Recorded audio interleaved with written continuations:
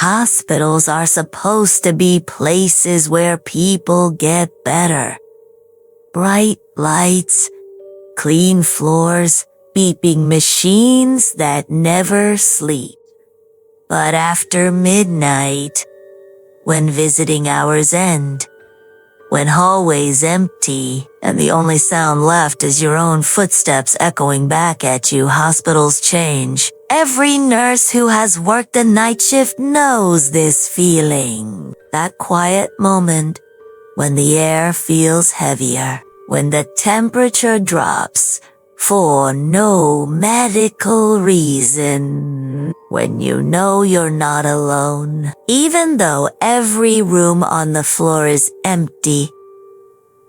Tonight, we're not telling ghost stories. These are first-hand accounts. Shared quietly, often anonymously, by doctors and nurses trained to trust logic, who encountered things that logic couldn't explain. And once you hear what they saw, you'll never feel comfortable walking hospital corridors at night again. At 2:17 a.m., hospitals reach a strange state of stillness. Patients sleep. Monitors hum softly. Elevators stop moving. Night shift staff call it the dead hour. That's when most of these encounters happen. One nurse described it like this: "It's not silence exactly. It's more like something is holding its breath." Hospitals carry more emotional weight than almost any other building on Earth. Every hallway has witnessed fear. Every room has held pain. Every floor has seen life. And some people believe that not everything leaves when the body does. Sarah had been a registered nurse for 12 years. She didn't believe in ghosts, didn't believe in curses, didn't believe in anything she couldn't chart or measure until her 3rd month working night shift. At St. Jude's Hospital, the West Wing was partially closed for renovations. No patients. No staff assigned. At least, that's what the schedule said. At 3:02 a.m., a call light went off. Room 317. Sarah frowned. That room had been empty for weeks. She assumed it was a wiring issue, old building, old systems. She reset the panel. 10 seconds later, the call light turned back on. This time, the monitor didn't just show a call. It showed movement detected. Someone was standing beside the bed. Sarah did what nurses always do. She grabbed her clipboard. She walked toward the room. With every step, the temperature dropped. Not dramatically, just enough that she noticed her breath.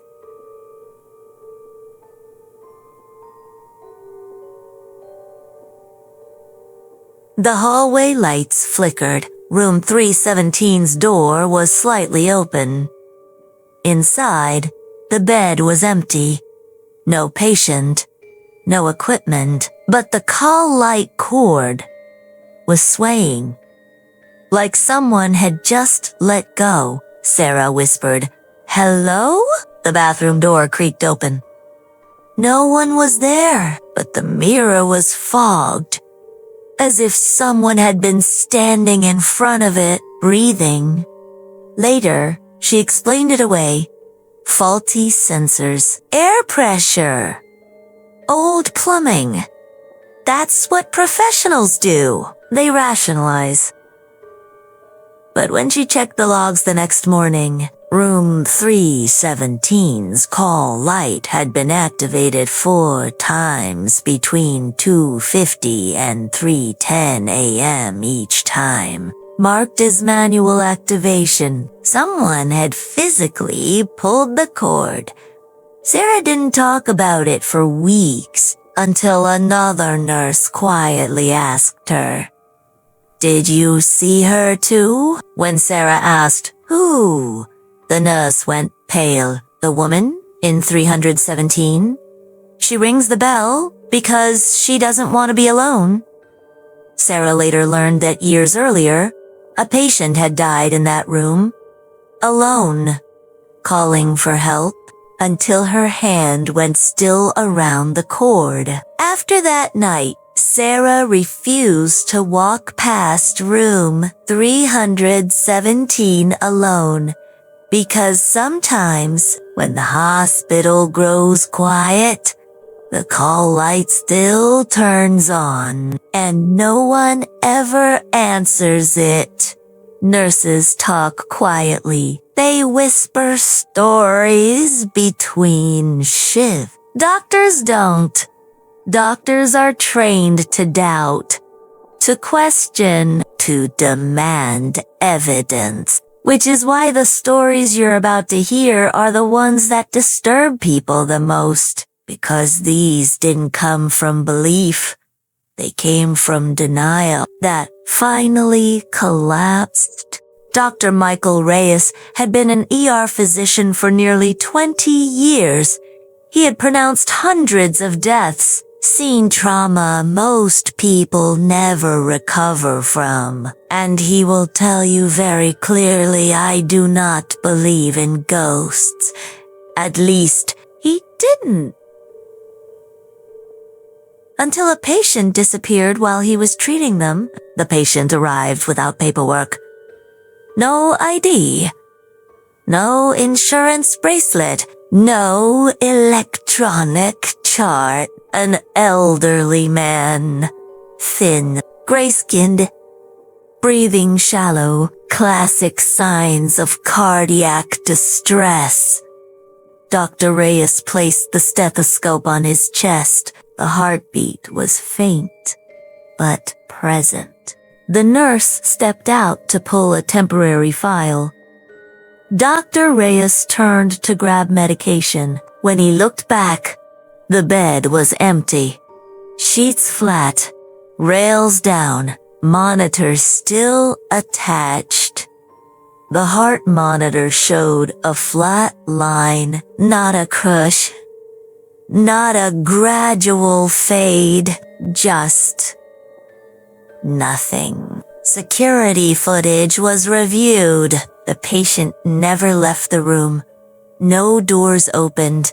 No alarms triggered. No shadows crossing the hallway. Worse, there was no record of the man ever being admitted. No ambulance report. No intake form, no name.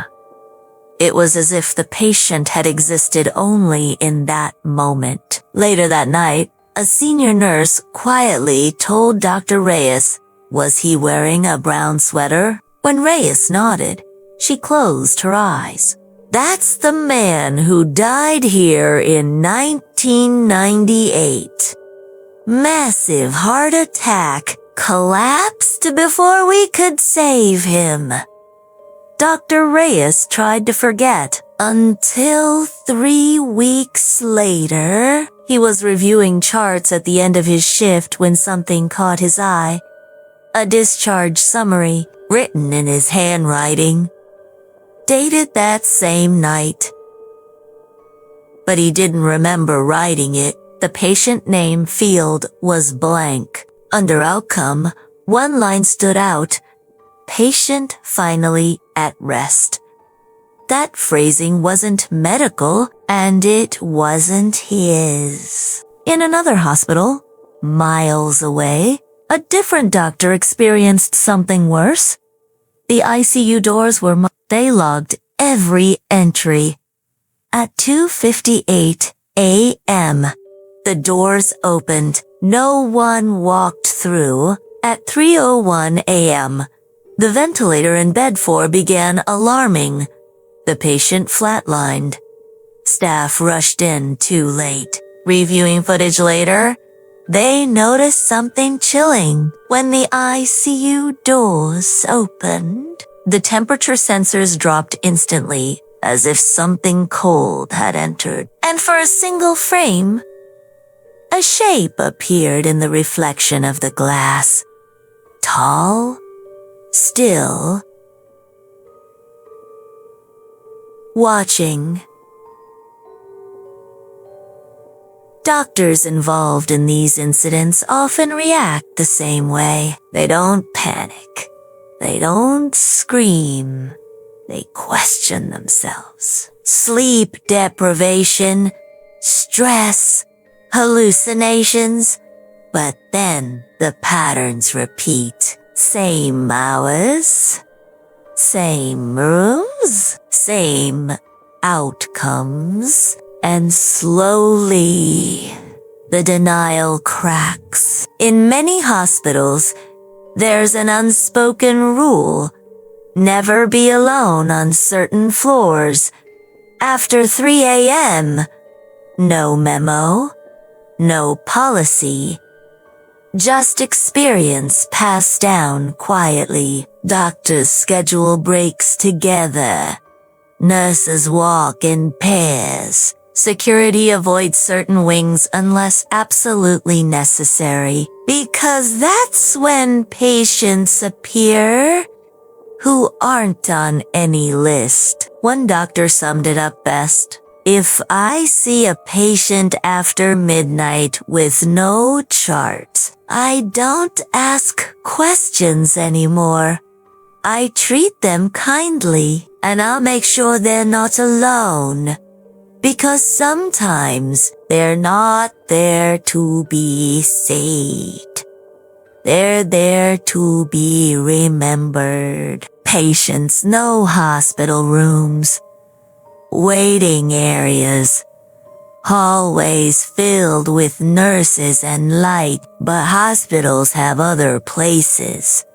Basements, service tunnels, morgues, utility corridors that never see daylight. These are the places night staff learn to avoid, because whatever moves through the hospital after midnight, eventually, it passes through here. David worked hospital security for 7 years. Night shift. Always. He said the cameras were worse than patrolling, because sometimes they showed things that weren't there when you arrived. At 1:26 a.m., camera B12, basement corridor near the morgue, detected motion. The footage showed a figure standing still. No facial features visible. No uniform. No badge. Just a dark outline. Slightly taller than average. David grabbed his radio and headed down. By the time he reached the corridor, less than 90 seconds later, it was empty. Being fogged, but when he reviewed the footage again, the figure hadn't walked away. It had simply vanished between frames. Maria cleaned the hospital after hours. She preferred nights. Fewer people, less noise, until she was assigned to the old surgical wing. At around 3 a.m., she heard footsteps behind her. Slow, measured. She assumed it was security. "Hello?" she called. The footsteps stopped, then started again. Closer. She turned. The hallway was empty. But the motion lights ahead turned on one by one, as if someone invisible was walking toward her. She dropped her cart and ran. The next morning, she requested day shifts only. When asked why, She said just one thing. Something followed me, but it didn't have feet. Every hospital worker knows the morgue feels different, quieter, heavier. But one night, it felt occupied. A transport staff member named Kevin was moving a body at 2:44 a.m. The deceased was tagged, documented, covered. As Kevin pushed the gurney inside, he heard a sound, a soft knock from inside one of the cold storage drawers. He froze. Hospitals don't allow mistakes like that. He checked the tag. Correct patient. Correct time. The knock came again. 3 slow taps. Kevin left the gurney where it was and walked out. He never returned to the morgue alone again. Later, records showed that drawer had once malfunctioned years earlier. It had locked shut with someone still alive inside. In another hospital, a camera in the service tunnel kept activating motion alerts. IT disconnected it. The alerts continued, even without power. Maintenance eventually checked the tunnel. Nothing there. But written on the concrete wall, faint, almost erased, were words scratched deep. I'm still working. No one could explain how they got there, or why staff stopped getting alerts. Only after the words were painted over, across hospitals, the stories repeat. Basements, 3 a.m., motion without movement, sounds without sources, and always the feeling of being watched, not hunted, observed, as if something was learning the building. There was one guard who didn't follow the rule. He saw the figure on camera, and instead of waiting, he followed it. Down a corridor no longer listed on any map. The radio signal cut out. The cameras lost him. He reappeared 12 minutes later, standing at the end of the hall. Not walking, just standing. When staff reached him, he was shaking, crying. He refused to say what he saw, only this. It knows when you're alone. He quit the next day. Hospitals are never truly empty, even when the beds even when the lights are off. And if you ever find yourself in the basement after midnight, listen carefully. Because footsteps that don't echo aren't human. By this point, most night shift workers stop asking if something is there. The real question becomes, why here? Why hospitals? Why not offices, schools, or apartments at the same scale? Why do these things return to places built for healing? Hospitals are crossroads, not metaphorically. Literally, every night people arrive holding hope. Others leave holding grief. Some leave it all. Doctors will tell you death isn't dramatic most of the time. It's quiet. It's unfinished, and some staff believe that's the problem. That when people die confused, alone, or afraid, something stays behind. Not a soul, not a ghost, but an imprint. A senior nurse explained it this way. You can clean blood off a floor. You can sanitize a room. But you can't disinfect fear. Rooms where patients begged not to die. Corridors where families collapsed after bad news. Wards where hope ran out. Those emotions don't vanish. They settle. Layer by layer, shift after shift, year after year. In one hospital, the 4th floor pediatric wing was quietly shut down. Officially, renovations. Unofficially, no staff would work there. Night nurses reported hearing children laughing. Security logs showed call lights activating in empty rooms. One nurse heard crying coming from a supply closet. Inside, she found old drawings taped to the wall. Crayon stick figures. Beds. One word written again and again. Sleep. That wing was never reopened. Even after millions in upgrades, the equipment works.